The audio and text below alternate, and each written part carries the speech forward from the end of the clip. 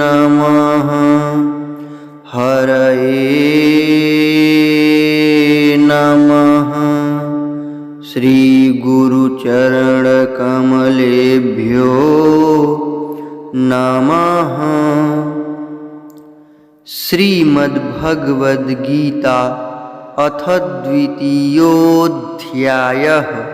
श्लोक 25। अव्यक्तोऽयमचिन्त्योऽयमविकार्योऽयमुच्यते तस्मादेवं विदित्वैनं नानुशोचितुमर्हसि।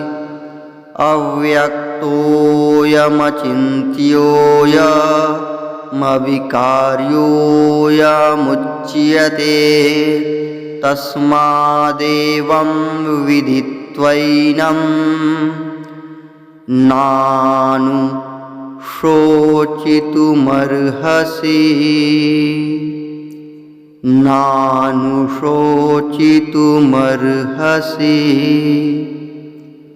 अर्थ: यह आत्मा अव्यक्त है, अचिंत्य है और यह आत्मा विकार रहित कहा जाता है।